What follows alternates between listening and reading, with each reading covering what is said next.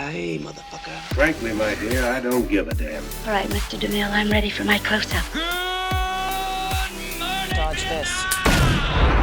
2 weeks ago, we talked about Chloe Zhao's newest movie, Hamnet, and really dove into what the holy moment meant for us as filmmakers. And today, I feel like the boundaries of the holy moment was pushed even further as we watched the documentary Emanuel for this week's episode. Welcome, everyone, to the Holy Moment Podcast, a podcast where we watch films with you. We discuss the moments that work, the moments that don't, and of course, the moments that reflect truth in unexpected ways. It's been a while before I just normally introduce my co host. So before we get into this amazing documentary, before we cry and before we talk about some hard things, let me introduce my lovely co host, Jeffrey. Howdy, folks. It is a pleasure to be here again. It is a pleasure to be discussing art, discussing these sobering events that this particular art has presented to us and reminded us of. I'm excited to dive into it. Yes, if we have not set the tone very specifically for you guys, here's a little bit of a warning. Sometimes we have a lot of fun here at the Holy Moment Podcast and review silly, goofy little movies. But today we're talking about a really important and very impactful documentary.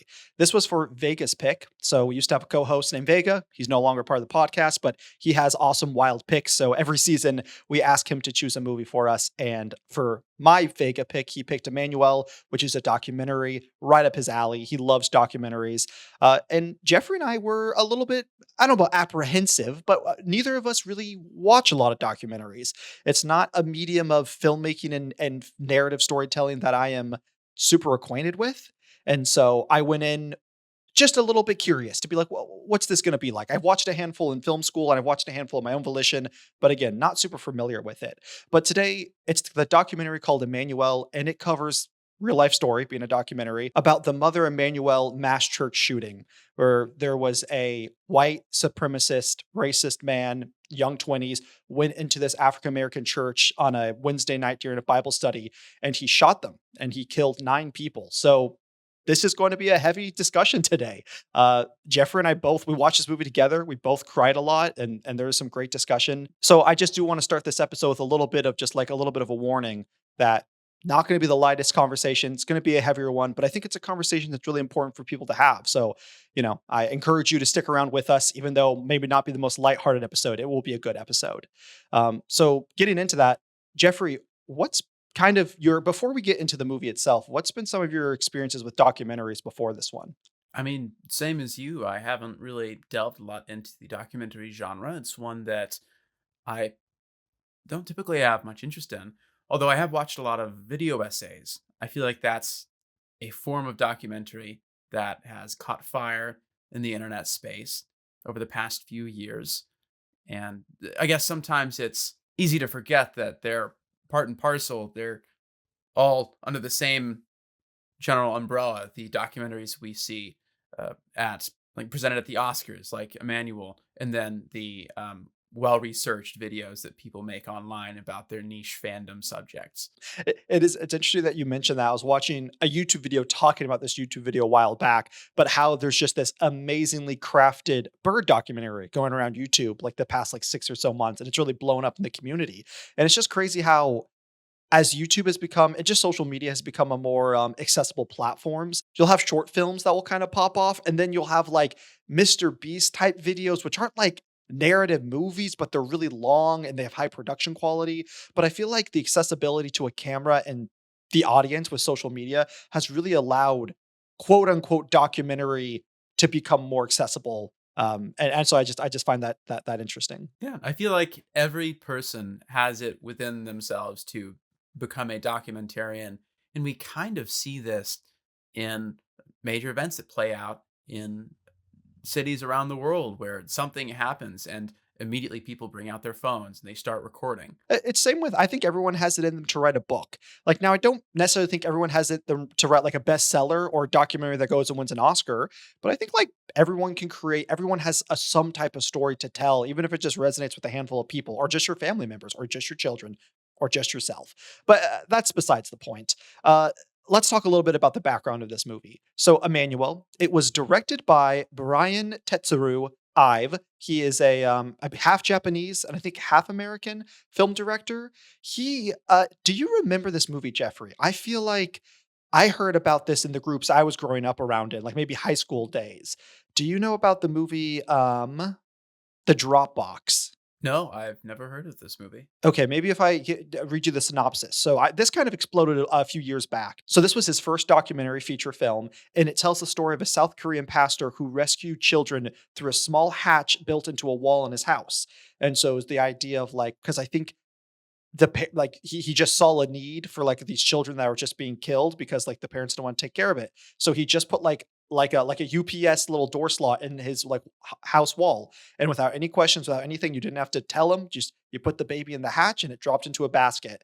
And so it told the story of that. I have not seen it, but when I was doing research on this director, I saw that he did that. I was like, oh, I remember like everyone I grew up with like talking about it. Yeah, I do recall hearing about it now that you mention it. I haven't met anyone that saw that movie themselves, but it definitely uh, started a buzz of conversation when it came out. Yeah, yeah, yeah, I mean, after watching this documentary, it definitely makes me interested in this director's body of work and something I'd like to watch more of. But those are really the two main feature docs he's done. He's done some executive producer work on some short film documentaries. One being The Queen of Basketball, which I believe was nominated or won for short film documentary at the Oscars when it came out a few years ago. And then last thing I'll mention, because I love just seeing one of my favorite things about film is it really is a small world. Like it might not feel that way when you first get there, when you first move to LA or Atlanta or wherever, and you're trying to get on film sets. But like once you start like recognizing names, you're like, oh my gosh, everyone is on the exact same thing all the time. There's like six DPs out there, which is obviously not true. But my friend Vega, who we're doing this for, Vega's pick, he showed us this short film 2 or 3 years ago. I don't think you were there, Jeff. I think it was me and my wife and our roommate Taylor, and he showed us this short film called How to Make a Ghost. And when I was looking at Brian's page on Letterbox, I saw that he was an executive producer of this short film. And so I just thought that was funny that he's connected somehow to all these different things I've seen, but wasn't aware of his existence. That is super cool. Super small world, small industry. It's also fun. This is our first documentary on the podcast, but it's also like our first director who clearly has a heart for documentary work, who clearly has a heart for telling stories of people who can't tell their own story or don't have the capabilities. And I think the stories he's telling move me. And I think I just to be frank at the beginning of this podcast, because I think it's going to come up considering this is heavily a story about a group of religious people and how they responded to a hate crime, an atrocity of racism. And so I myself grew up in a Christian background and am Christian. And so I think it's really cool to see Brian, who same he grew up in a similar background and has similar faiths to what I could find on Wikipedia. And so it's cool to see him put that into his work, into his films. And I just think that's really respectable, just from one Christian filmmaker to another. Yeah, no, I found it very refreshing and very sincere. Um, I feel like when we sometimes think of Christian filmmakers, we think of movies like God's Not Dead, God's Not Dead 2, God's Not Dead 3, 4, however many of those there are. There are movies like it which have an air of artificiality about it, like an unrealness. Whereas this, and it's definitely aided by the documentary format, is very real and it does not shy away from difficult topics. And it speaks to a broader audience. And something I want to get into more in the podcast, I think something that made it successfully do that. Because again, I wonder how Brian, as a filmmaker, as a Christian, viewed his role in telling the story.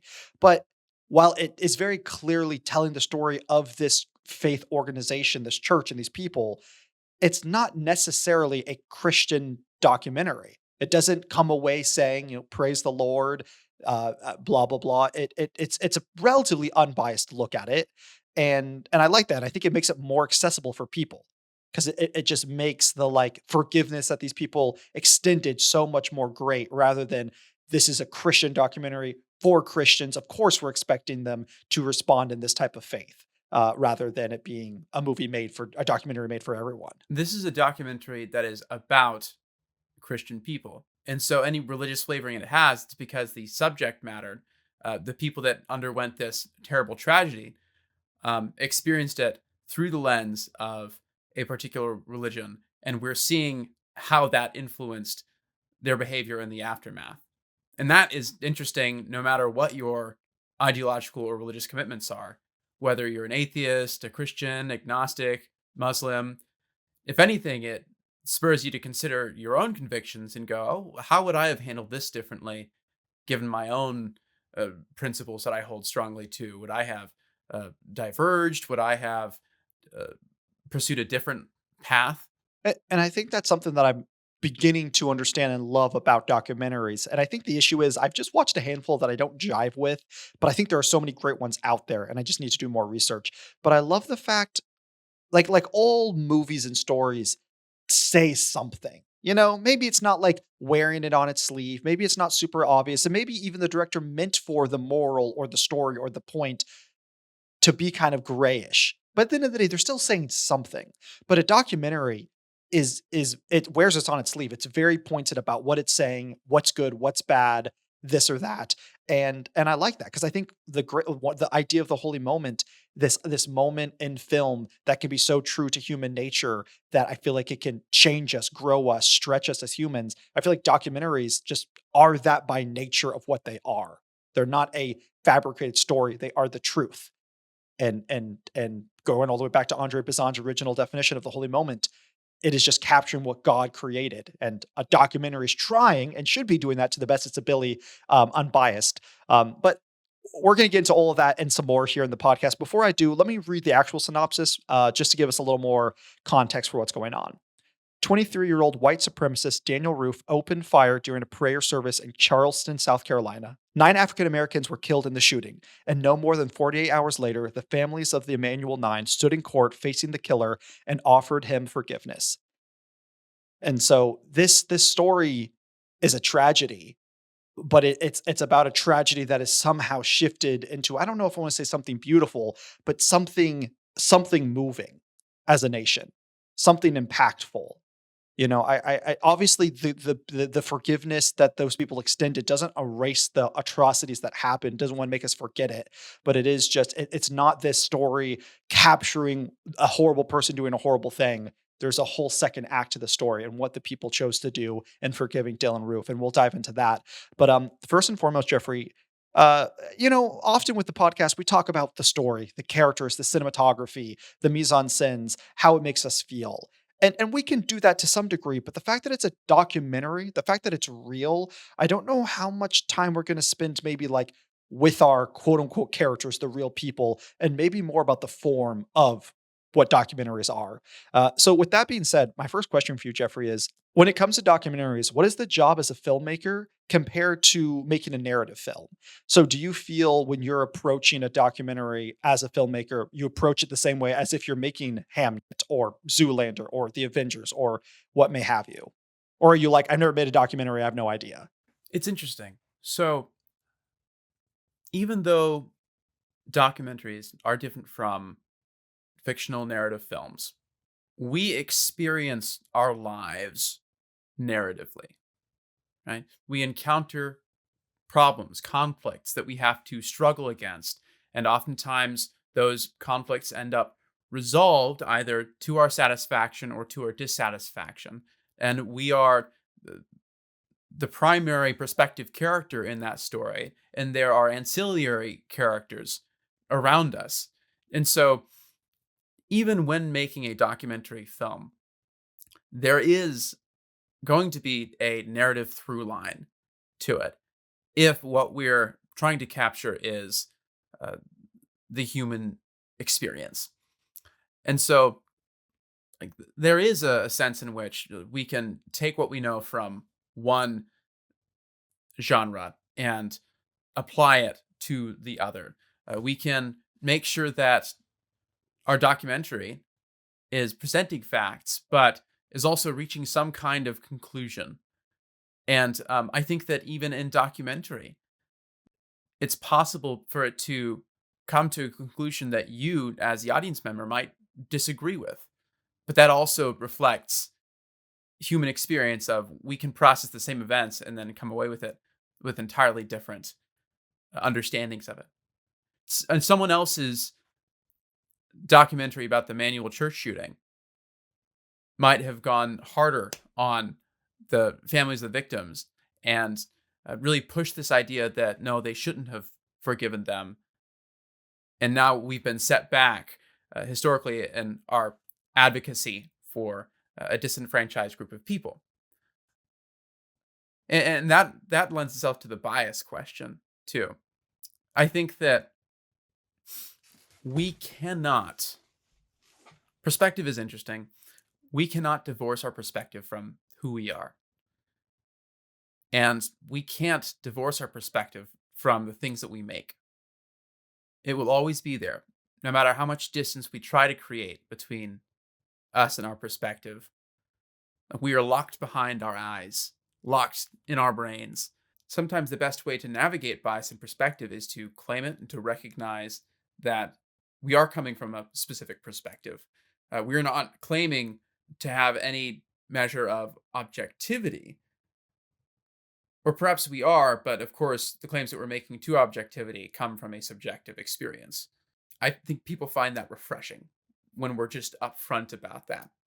People distrust figures that are claiming to be objective when, as a matter of fact, they are pushing something. That's why people distrust mainstream media, is the way that they present information is very unbiased and distanced, but there's clearly other factors and other influences that work behind them that people can see. I like what you said there at the beginning. At the end of the day, when it comes to narrative, Hollywood and feature films, story is king. Story trumps everything every single time. If you don't have a good story, 99.9% of the time, you're going to have a horrible film. And I think it's true about documentaries. If anything, maybe more so about documentaries, because documentaries are built upon the story. If you're like, I'm going to go document this butterfly, but you don't have a story behind it. What is this butterfly going through? Like, are you talking about it going from a caterpillar to a butterfly to then migrate 700,000 miles from, I don't know, from here to there? Like, there has to be a story. You have to find a through line to what you're saying and why you're saying it. And again, it's even more important because it's not made up. And then jumping over to your conversation about the bias. Yeah, I completely agree. I think there's some level of unbiased you have to have doing documentary work, but I think there's also some level of bias that you should. And I'll be interested if anyone listening to us like consumes a lot more documentaries or makes documentaries out there. Please like let us know your opinion on this because Jeffrey and I pretty ignorant when it comes to this. So these are kind of just fresh thoughts. But unless you're a horrible person and a very racist person like Dylan Roof was, you're not going to do a documentary on the Emanuel 9 and have a crazy, crazy different lens. You could have different lenses for sure, but you're probably not going to have a documentary on the Emanuel 9 from a Nazi's perspective. Like, I hope that never gets made. But I think there are stories out there in the world that you could have opposing views. Like this documentary says this, and this documentary says the complete opposite about the same subject matter, and neither are right or wrong because of the bias and just opinions we have. Because I think at the end of the day, documentaries are trying to get you to have knowledge and then get you to act upon it. Like documentaries are usually a call to action. Hey, there's global warming. Stop, leaving your cars running all the time. Hey, there's baby turtles drowning in the ocean. Stop throwing away your beer bottles. Hey, all these children are starving to death. Maybe don't do this or that. So usually documentaries have a certain level of we're informing our audience and now we're calling them to action. But you can be called to action from any number of perspective. So I agree with you. While there has to be some level of unbiased, you need some level of bias to have a perspective, to have a call to action. I think that's important. Also, I want to get this out of the way now because sometimes we don't do a great job of saying this at the beginning of the podcast. We wait till the end. But I think it's specifically important about this since we might not spend a ton of time in the documentary itself. What did you like this documentary? Do you think it was well produced, executed? Do you think it was a worthwhile story? Just did you like this? Oh, for sure. As we mentioned at the beginning of the podcast, Nathaniel and I watched it together, and we lost a lot of water over it. A lot of tears were shed. It was very affecting, very moving, and I feel stretched for it, having met the victims and their families, and to have heard different perspectives on the events that unfolded. I feel truly informed about the Emmanuel Church shooting, and I feel equipped to have conversations about it with others should the topic arise. I think that's what a documentary ought to do, is it ought to equip the audience member with um, the tools to go out and discuss and make change, as you were saying. And I'm in the same boat with Jeffrey. Yeah, there's some movies like RRR. RR, we reviewed early on the podcast, one of my favorite movies of all time. It's like 3 hours and 10 minutes, but it feels like an hour and 30. It's just going, firing on all cylinders. You're so engaged. It's so fun. This movie had a similar but opposite problem, or not problem, but good thing. It was like an hour and 20 minutes, very short movie. It felt like a 2 hour long movie, but I do not say that as a diss. I say that because every single piece of information is real. Every single interview is a real person. You're trying to understand the full picture. I feel like my brain worked a lot harder with this documentary compared to a narrative piece. There was something that was just clicked, like something was shifted in my mind to pay attention because these were real people talking, telling a real story. So, some movies are an hour and a half and feel like 2.5 hours, and that's a bad issue. But this was good. I was engaged the whole time. I really enjoyed it. I liked the through line. I liked the message. I thought it was very well crafted. I think Brian is very clearly a talented documentary filmmaker. I think he does a good job of putting in his own lens to some degree while keeping it pretty unbiased. Even though it was ultimately kind of just interview with like B-roll footage, it wasn't boring visually. So I think they did a really good job. And then one last thing on bias when it comes to this, like documentaries. Would you say this documentary, the Emmanuel, had any bias or lens? And if so, what would it be? And then secondly, do you think there could be some sort of devil advocate? Like obviously with this tragedy and mass shooting, it's not like the devil's advocate is like neo-Nazi making a documentary about this. But do you think there was a different perspective or bias that could have been had around this story? Oh, yes. I think that the perspective of this filmmaker was favorable or sympathetic to that radical act of forgiveness displayed by the victims' families. Um, and I think another documentary about the same events could have pushed back on that narrative more and said, well, no, in forgiving Dylan Roof, they essentially gave him a pass and they're keeping people from mobilizing against hate. And we saw a snippet of that represented in the documentary. Someone said those exact lines of, this is going to set us back so far, right? Um, and I like that this documentary gave space to some of those voices and to the voices that found it a bit harder to, not a bit, a lot harder to forgive Dylan Roof for the objectively atrocious thing that he committed that Wednesday evening. Well, if that's the case, it kind of segues into my next question. We mentioned earlier on, movies always have a through line. They always have some type of message. I think it was just last episode or 2 episodes ago where you were like, "Hey, some people don't think that. I think it's bullshit." Like, so you were very much on the side of, "I think movies have meaning." Well, documentaries even more so. They usually wear it a lot more on their sleeve. So, what would you say was the through line, the point, the message, the takeaway, the call to action for a documentary like this, where maybe you don't have the conventional radicalization, not radicalization, that's not the right word, but the upheaval, the anger towards what this man did against this culture and this group of people, which again would have been probably a completely justified response. But like, since you didn't have that response, what do you feel like that takeaway through line was for this documentary? I think that in conducting these interviews with the victims' family members, that allowed us to see not only them for who they are, but their relationships with those that they lost. It gave us a sense of the weight that they were carrying.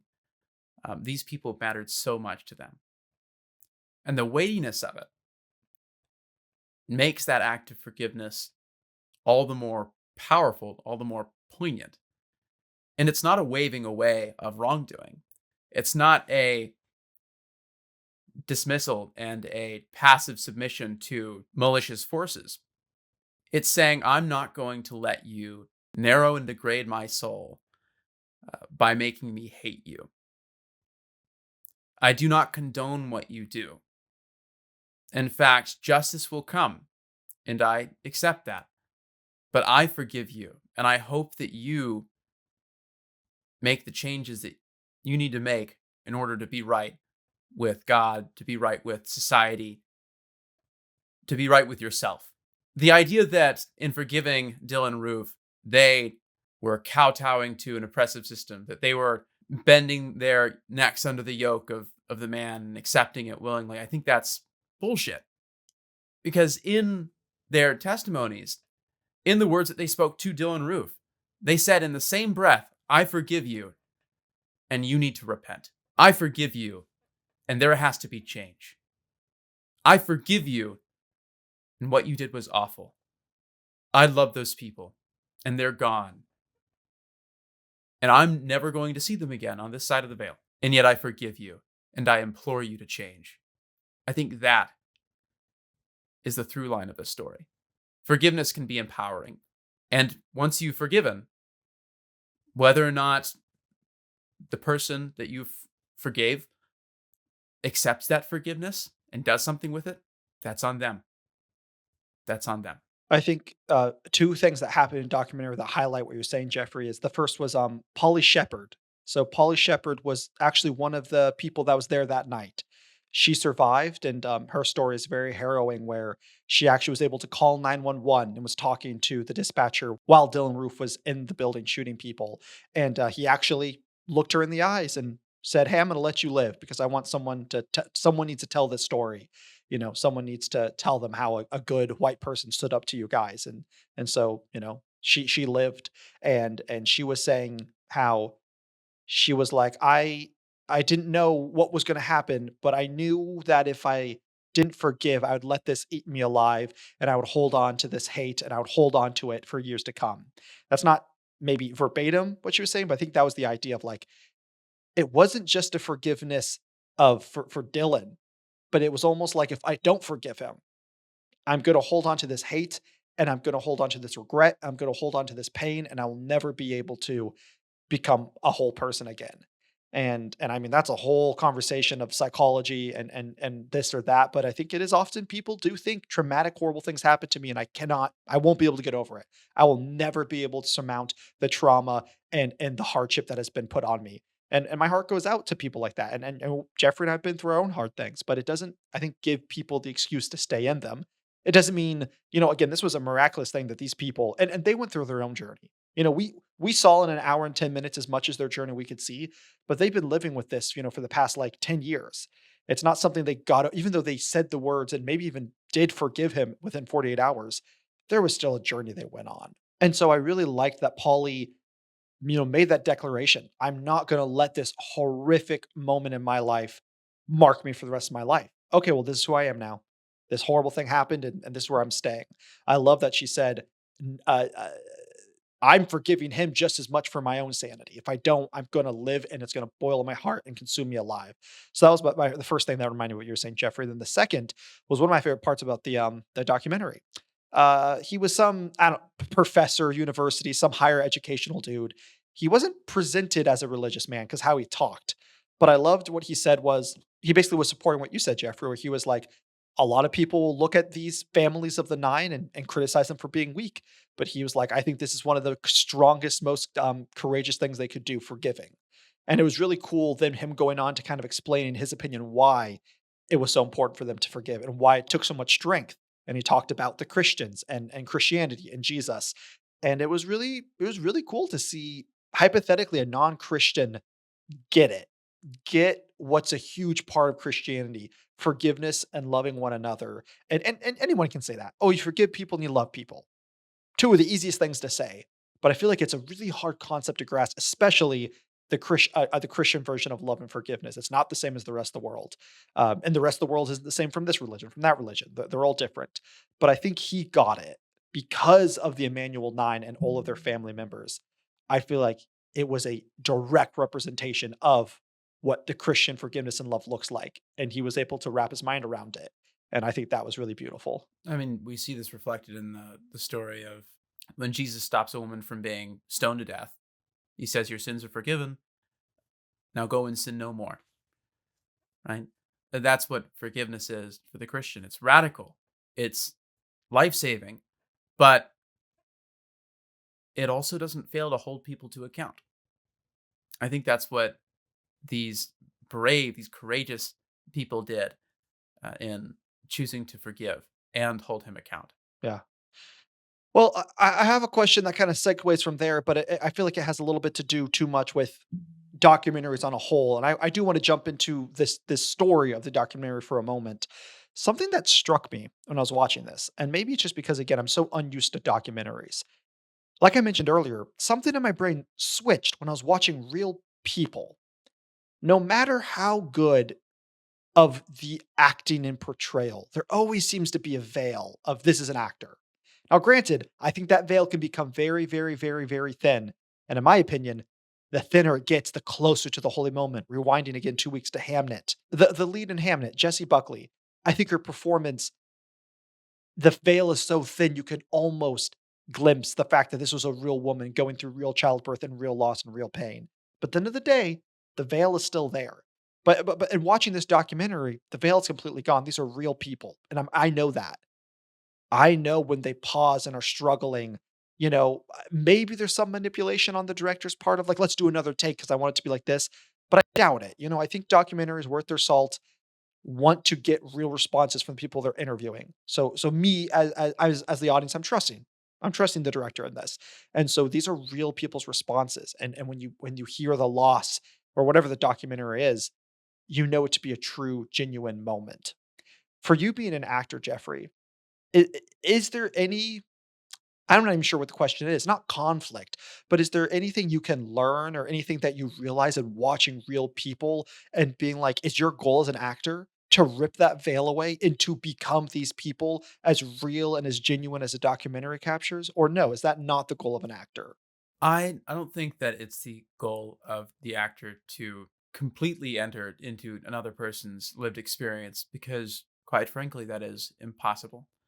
I think that the actor's job, the actor's craft, is an exercise in empathy and an exercise in imagination. We are imagining ourselves being in the circumstances of uh, whomever we're playing with the relationships that character has to the other characters. You're imagining having those insecurities, having those strengths, and aided by your imagination, you're tasked with thinking, okay, how would I feel in filling these shoes? How would I feel, and how would I react? Uh, but ultimately, it is us putting ourselves onto this role. For these documentaries, there is no artificiality to it. These people are expressing their lived experience without artifice. And they can respond genuinely to the questions posed to them because their circumstances are real. Their relationships are real. And what we can learn from that is if we watch interviews with people that are playing roles similar to the ones that we are inhabiting, we can see how different people handle those circumstances. And we can try to incorporate that best as we can into our own experience. And taking that in, our own understanding of what it means to be human is expanded. And that allows us to do bigger and greater things with the art. But ultimately, it is art. With that being said, I can imagine it especially being hard to ride the line with a biopic. You're not a documentary, so you're not a real person expressing your real story, but you're not a fictional character either. You are recreating, replaying a real person. So there is some level of stepping into that person, which is interesting. We've watched a few biopics. The one that I think of most is Steve Jobs. I really enjoyed Steve Jobs. And who was the actor that played Steve Jobs? Do you remember? I can't recall. I'm blanking. Michael Fassbender, I think. Gosh, well, if I'm completely biffing and it's not Michael Fassbender, you can let us know. But I think Michael Fassbender did a really good job in stepping into that role. I really enjoyed that. Well, another quick question on this: do you think then that this? Would you say watching these real people be in a documentary, does it open the door to what you would like to work more and see more movies with non-actors?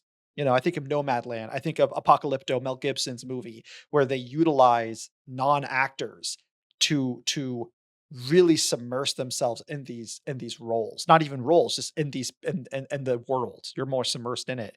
Do you find that directors should be more inclined to do that, or where do you feel like that stands when it comes to filmmaking? I think that there is definitely a place in cinema for non actors, and it depends on the project. One thing I'll say is I don't think it's right for every project, because even though these are real people and their feelings are real, their grief is real, as soon as you put a camera in front of someone, something changes. They're not used to being on camera in the way that actors are used to being on camera. They feel pressure that there isn't when they're just going about their lives. And so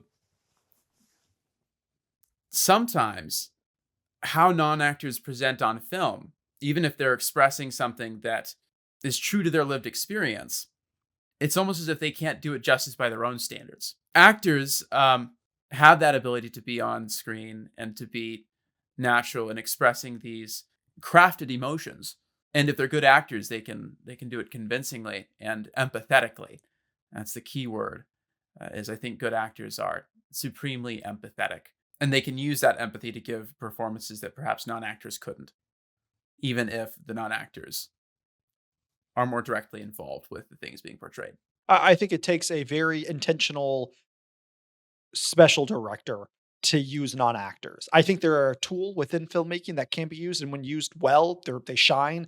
But when not used well, they stick out like a sore thumb. Yeah, that's fair. Well, pulling it back into to this documentary of non-actors.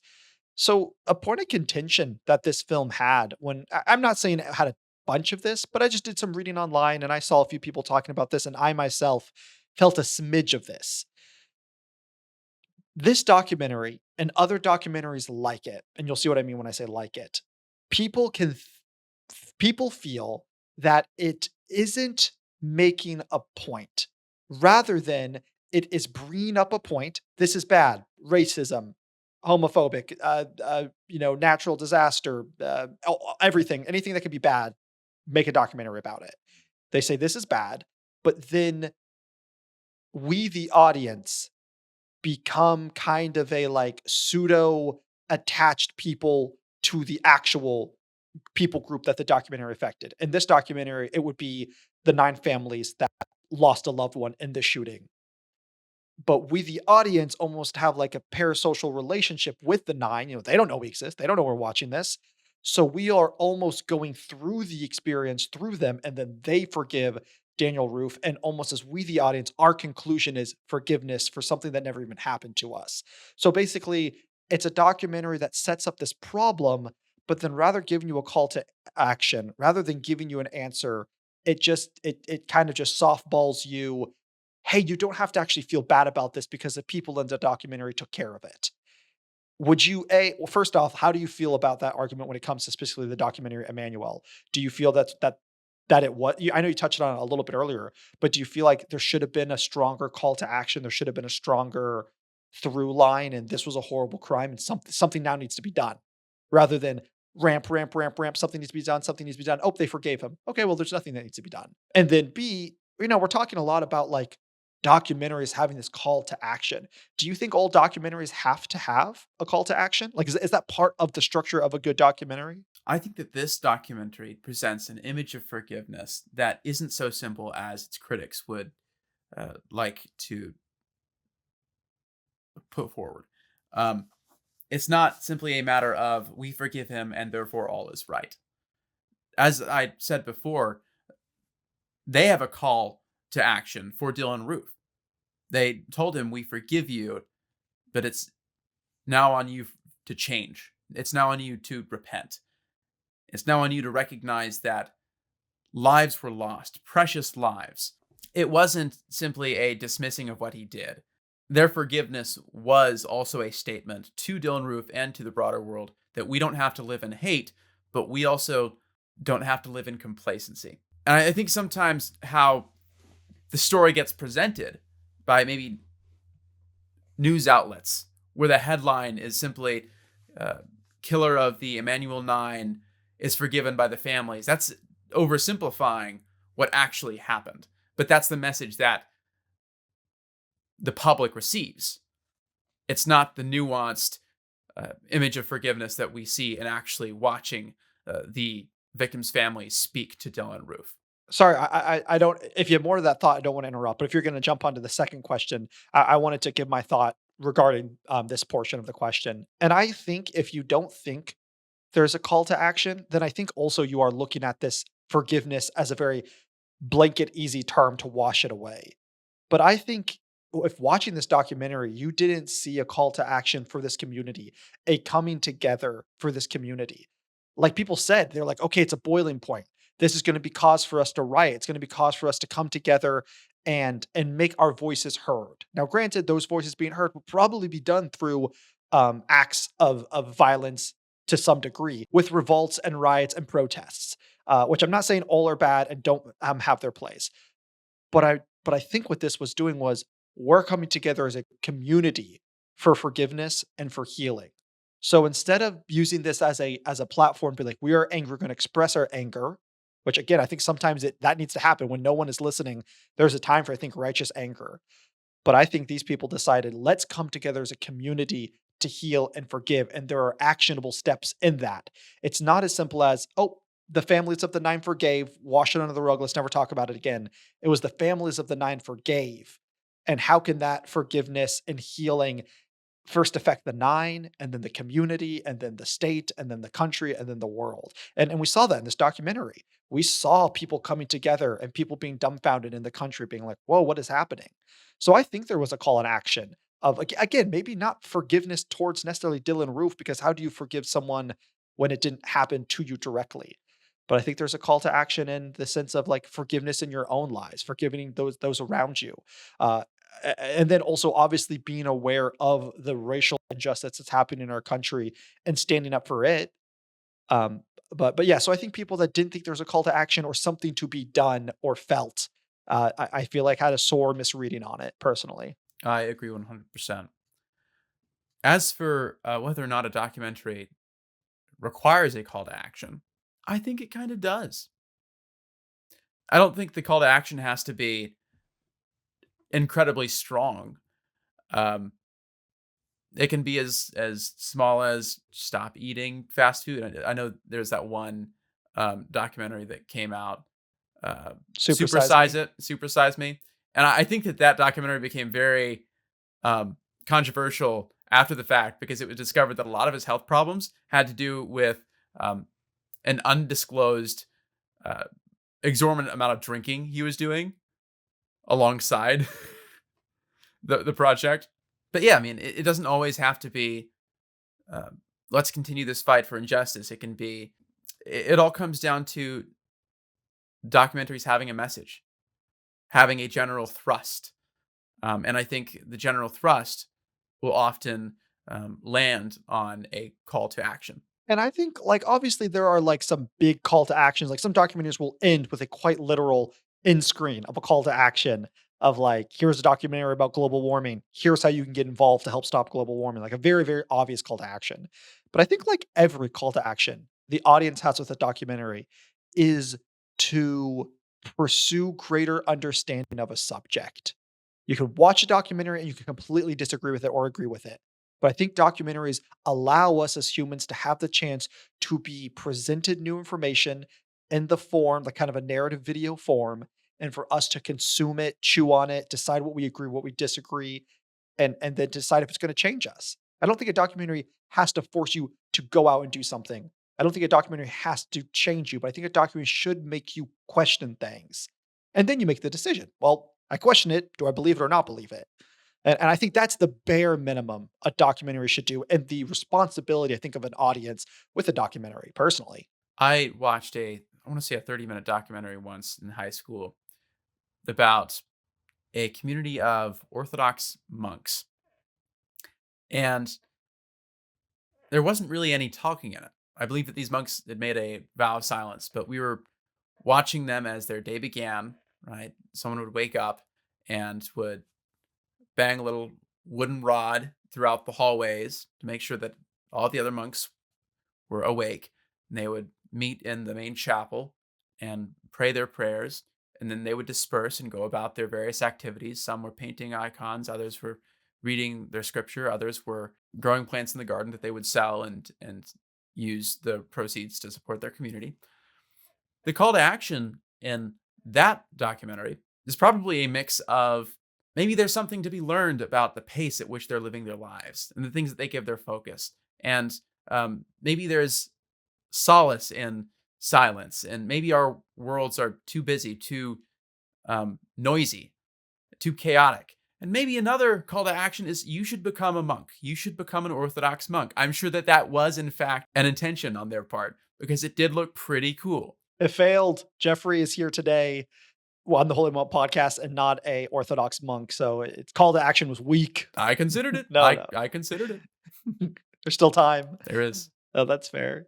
Well, while I don't want to go beat through the 9 interviews they did, each of the families of someone who they lost, just because, for lack of better words, it doesn't feel appropriate. I said at the beginning of the podcast probably multiple times, I don't want to get super into the story of this because the documentary does it better than anything I could do. And again, this isn't an anthology. Let's go through and pick our favorite moments of acting. Let's go through and pick our favorite this or that or the cinematography. That's not what it's about because these are real people's lives. But I do want to ask, of these 9 interviews, was there anything that moved you specifically in these interviews? 2 moments. Moment number 1 was the moment that you expressed earlier, the academic figure who heard about the act of forgiveness that these families had made, radical act of forgiveness, and wanted to investigate and see what it was about. I thought that that was such an interesting outsider perspective that touched on something very poignant and true to the experiences of those who are steeped in um, a particular kind of Christian culture. And 2, one of the victims there, like she'd survived the incident, but she was at the Bible study. Her son stood up from his hiding place to confront Dylan Roof and try to talk him down, talk him out of committing this atrocity or continuing in his atrocity.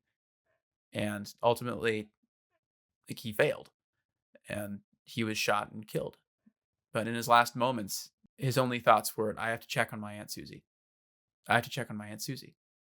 He's crawling over to her and hearing that they had that last moment together, mother and son, where she was able to say, I love you. And he responded, I love you too, Mom. That was what a showcase of bravery. What an upstanding individual. What strength of character on his part that knowing the risk to himself, he will nonetheless stand up and try to resolve the situation and try to talk down someone who is probably too far gone. I think for me, just a specific moment that really impacted me was the story of Reverend Anthony Thompson. His wife died at the shooting, and he was just telling a story of the last time he saw her. Just he had it was obviously he was very somber and sad, but there was a certain peace about him. How he was just like, yep, she came home and we were talking, and I didn't get to say goodbye to her, and she went off, and I never saw her again. And I think for me, just being newly married, that really resonated with me, which just again reminds me that stories will always affect people in different seasons of life. I think it's an answer I give often, but it's kind of a silly one. But I think once you become a parent, I assume the movie Monsters Inc. affects you a lot more because I think a lot. I think like on a deeper level, that story is a lot about parenthood, and so it's just every season of life you're in, some stories can affect you differently. But just for me, in this day of life I'm walking, that story specifically really was sad and hard to hear. I wonder what it would be like to watch After Sun as a parent. Oh yeah, that would be interesting. I imagine it's one of 2 things. You watch After Sun as a parent and it makes you more annoyed because you're a parent and you do things differently and you don't like it makes you more disassociated from how you feel that dad was in that movie, or you become a parent and you relate to it a lot more and like, "Oh no, I get this. I struggle with the same thing." So I feel like if anything, it's gonna actually make you bipolarize you more.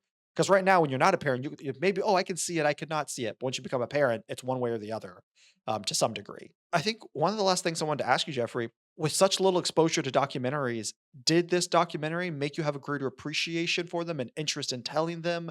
And if so, why? I caught Jeffrey with his mouth full of popcorn. Mm. Is that the popcorn that you were eating 2 nights ago when we were watching the movie together? What? Ugh, stale. I don't get it. My wife, I don't like popcorn that much, but when they go to the movie theaters, her and her family, they get like popcorn, large popcorns. They fill it like 3 times, and then when they leave, they fill it and eat it for like a week afterwards. And I think it's gross. I mean, like, I feel like it doesn't go bad. It doesn't like rot, but it doesn't taste good anymore. I mean, just fill it with enough, put enough butter in it, put enough salt in it, and it's like beef jerky, right? You preserve it, canned popcorn or jarred popcorn. Yeah, but anyways, Anyway, what was the question? the question was just did watching this, since we both have such little exposure to documentaries, did you find this documentary making you have more interest in watching more docs? Or even more so, did it get any interest in making a doc? And if so, is there any stories that you would want to like capture in a documentary? Or are you like, hey, this was a good story and I liked it, but honestly, it's not making me want to go watch more. I feel inspired to write stories. As far as making documentaries, if I'd found a subject that really resonated with me and I'd felt that something had to be said about a real topic, I'd be more open to making documentaries because of this movie. Um, Seeing how effective it was in its call to action. Quite frankly, people might say that it doesn't have a call to action, but as we've discussed, we think that's baloney. We think that's malarkey. But yeah, I mean, I would say that this inspires me to make more art of my own kind. What was the first part of the question again? Did this documentary inspire you to want to watch more documentaries and make a documentary? Just enjoy the medium that is documentaries. Oh yes, I want to watch more documentaries after this. I want to explore every inch of this reality that we inhabit and see humans in the world. I feel like that would benefit me as an actor, as a performer, just to get a sense of like this is what this person is doing to handle their particular circumstances. This is how they're responding, and that's not how I would respond. But now I know that that's how some people respond, and that's valuable information for an actor. Yeah, I could see that for sure. And I think also just a filmmaker, you know, documentaries are very different than narrative stories, but I do think there's a lot of good skills in storytelling, editing that can be gleaned from documentary work that bleed into narrative work for sure. Okay. Well, and with that, I'm left with my last question besides the holy moment. We talked about, this having a takeaway, a point, a call to action. We talked about documentaries should at the bare minimum make you mull over concepts, ideas. Do you feel like with a few days separated from the watching of this documentary, do you feel like Jeffrey walking away has been changed or is thinking about something different or feeling called to do something different? Any of that or all of that for you personally? Well, I feel any and all of that. Again, I feel empowered to talk about issues and related issues to my peers, and I feel empowered to speak on it not only from a position of I know about this, but it's a position of nuance. Of course, I can do further research on the different reactions to the shooting and expand my vision even further. But this is a great launching off point, and I think that that's part of what this documentary wants to be is a launching off point for people to start discussing these things. Well, to our audience at home, if you have seen the documentary Emmanuel, or if after listening to this you go and watch it, email us at theholymomentpodcast@gmail.com or on any of our socials, Instagram, TikTok, YouTube, and let us know, did this documentary move you in any direction to change, to make actions in your life to do something different? Maybe analyze your own thoughts when it comes to like culture and race, or your own ability to forgive those in your life, or anything smaller or bigger than that. We'd love to hear how this documentary impacted you, because at the end of the day, film impacts and changes people. And talking about impacting people, Jeffrey, what is your holy moment? I know this is maybe kind of a weird thing to do with a documentary. The holy moment, we feel like we pick like our favorite part of something, and it feels maybe a little contrived or silly to do with a documentary. But just yeah, since we even talked at the beginning of the episode that documentaries maybe reflect more of the original definition of the holy moment more than films do. So, what would you say yours is? The contact that this documentary facilitated between me and the families of these victims is what impresses me the most, is the holy moment. I think that it was very sobering and it was very convicting.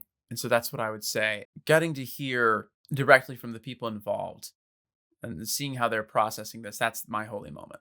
because they're the stars alongside the nine, is those that suffer the loss of their loved ones. That's a good one. For me, mine's kind of selfish.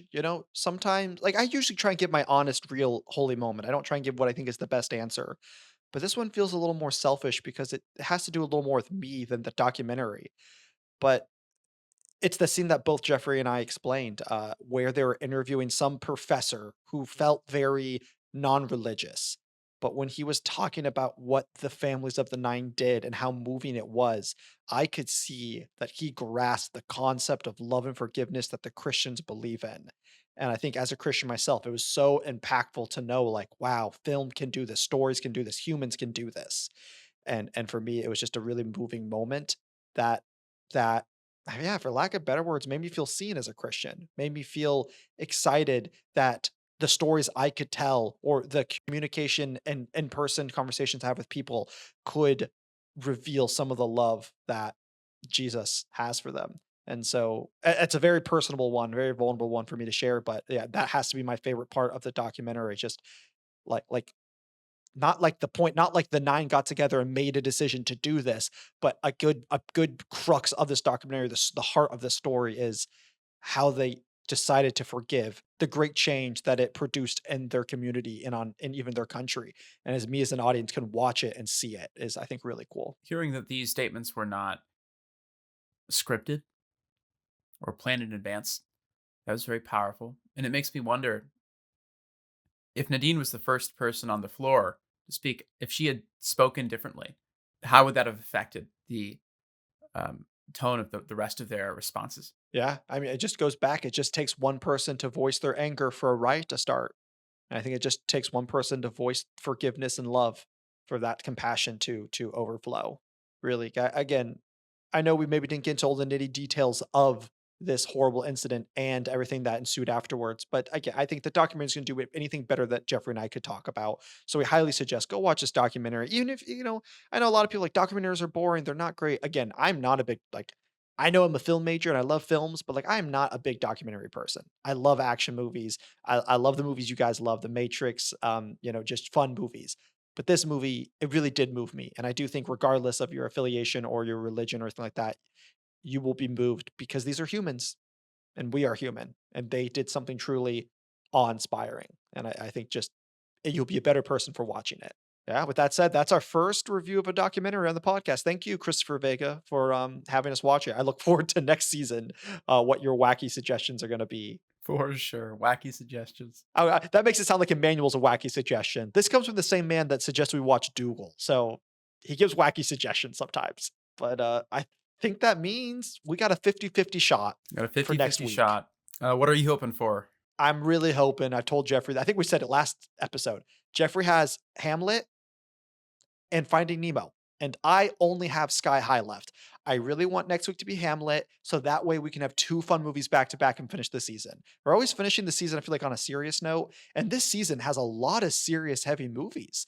And I've loved it, but I would love to end the season on Finding Nemo and Sky High. So I'm hoping this week is Hamlet to get rid of the heavy Artur stuff and then move on to fun stuff on the last 2 episodes. Me too. And is I really want this to come as soon as possible after Hamlet. I want to watch Hamlet. Yeah.